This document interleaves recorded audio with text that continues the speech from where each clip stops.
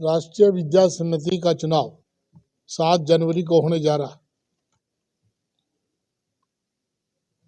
RKSD welfare group का एक सफल प्रयास ये था कि भाई RKSD कॉलेज के राष्ट्रीय विद्या समिति में प्रजातंत्र की बहाली हो।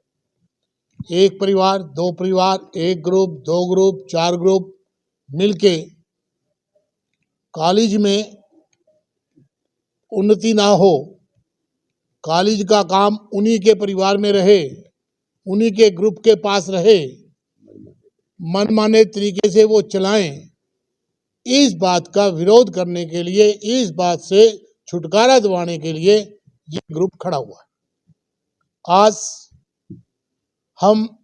हमारा एक एक कैंडिडेट घर घर जा रहा है, वोट मांग रहा है।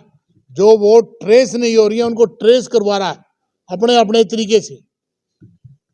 चाहे मुझे व्यक्तिगत जाना पड़े, चाहे मुझे टेलीफोन लेके जाना पड़े, चाहे मुझे अपने रिश्तेदार की मदद लेनी पड़े, वो पूरी कोशिश की जा रही है। अब प्रश्न ये है कि 7 तारीख को क्या होगा। 7 तारीख का रिजल्ट जब आपके पास आएगा तो आप चौकन्ने रह जाएंगे कि क्या हुआ। 20 के 20 वार्ड, 20 के 20 कोलिजम RKSD वेलफेयर ग्रुप जीत कर आपके सामने आएगा और कॉलेज में उन बच्चों को बेहतर शिक्षा दी जाएगी, बेहतर काम किए जाएंगे। ये हमारा प्रयास है। कल आप चुनाव अधिकारी से मिले थे, कॉलेज में भी गए थे, कुछ मतलब वोटर कार्ड या जो ID है वो आपको नहीं मिली थी, उसको लेकर आपकी बातचीत हुई थी, क्या उसका परिणाम निकला? उसका परिणाम ये निकला कि जो वोट डलेगा वो जो आई कार्ड कॉलेज ने बनाए हैं या राष्ट्रीय विद्या समिति ने बनाए हैं, वो उनके आइडेंटिफिकेशन या उनकी वैलिडिटी नहीं है। इस चुनाव में वही वैलिडिटी है जो 8 चुनाव अधिकारी की तरफ से, इलेक्शन कमीशन की तरफ से दी गई है। इसके अलावा कोई ऑथेंटिकेटेड नहीं है। तो आपका मतलब आपके ग्रुप का आरोप था कि दूसरे ग्रुप को 2 आइडेंटिटी कार्ड वो दे दिए गए हैं, आपको नहीं दिए गए हैं।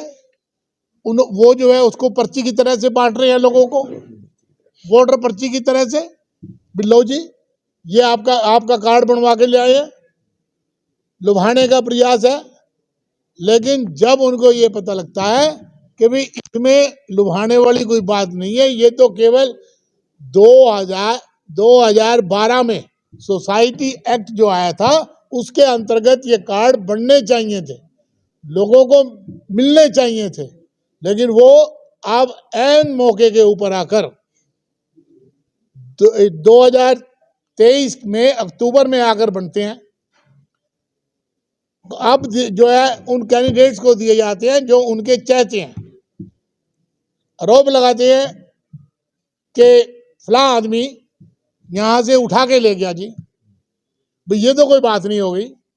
मेरे घर के नोट कोई उठा के ले जाएगा, मैं कोई कार्रवाई भी नहीं करूंगा। पर्चा दर्ज होना चाहिए। जो कह जी किस किस के खिलाफ पर्चा दर्ज कराएंगे? अरे जो चोरी करेगा उसके खिलाफ कराएंगे, जो उठा के लेके जाएगा उसके खिलाफ कराएंगे, जो धक्का करेगा उसके खिलाफ कराएंगे। जो आदमी कॉलेज गया नहीं उसके खिलाफ थोड़ी आप कार्रवाई करोगे, उसके खिलाफ थोड़ी पर्चा दर्ज होगा। हमारा ये कहना है कि वो कार्ड मिलना चाहिए था वोटर को समय से पहले। इलेक्शन प्रोसेस पूरा होने के शुरू होने के बाद उन कार्डों का वितरण, और वो भी विशेष ग्रुप के द्वारा, ये सरासर बेईमाना है चुनाव में। ये तो कल की बात है जी,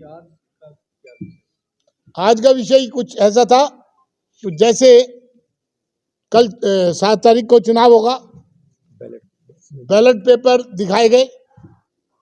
उसमें हमने एक वार्ड नंबर 13 पे ऑब्जेक्शन किया क्योंकि उसमें 3 कैंडिडेट हैं।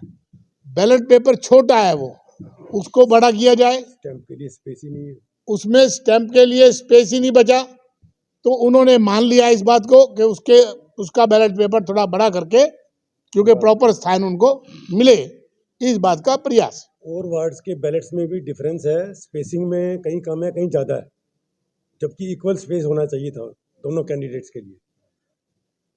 उसके बाद दूसरी जो बात थी वो ये थी कि जो हमारे वोटर आएंगे वो बैरिकेड तोड़ के तो आ नहीं सकते, गाड़ियां उनकी, उनको एक व्यवस्था दी जाए कि वो हम उनको सम्मान पूर्वक कॉलेज तक पहुंचा सकें, और जो अस्वस्थ आदमी है उनके लिए अंदर व्हील चेयर का प्रबंध हो। तो उन्होंने मान लिया है कि 2 गाड़ियां इनको अलाउड कर देंगे, 2 गाड़ियां इनको अलाउड कर देंगे। तो ठीक है, जैसा होगा वैसा करेंगे। बात थी पहचान पत्र की, भाई जो पहचान पत्र लेके नहीं आया या नामों में संशोधन है, राम की जगह राज लिखा है, राज की जगह राम लिखा है, तो इस बात पे हमारा ऑब्जेक्शन था। भाई जो लिखा है लिस्ट में उसी के ऊपर वोटिंग हो। तो ये सारी बातें डिस्कस करके वहां से आ रहे हैं।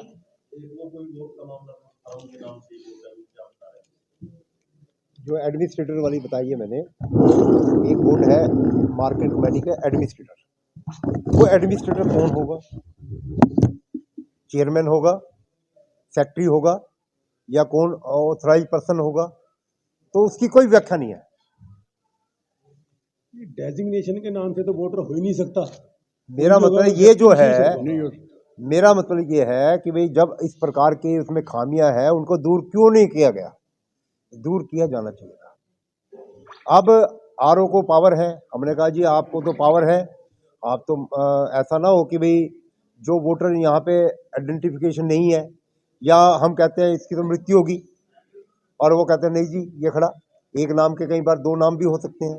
अब जैसे कि मेरा नाम है प्रवीण कुमार सन ओम प्रकाश, मेरे पड़ोसी का नाम है प्रवीण कुमार सन ओम प्रकाश, ऐसा भी संभावना है। तो इसको कौन व्याख्या करेगा?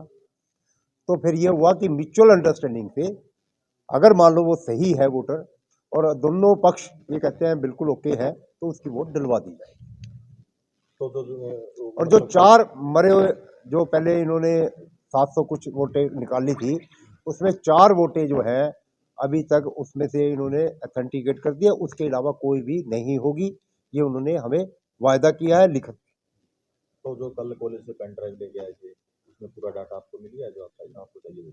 उसमें काफी कुछ हमें डाटा मिला है, तभी तो हम कह रहे हैं कि जब डाटा इनके पास था, जब डाटा इनके पास सब कुछ था, तो इन्होंने क्यों ऐसा किया, क्या कारण था?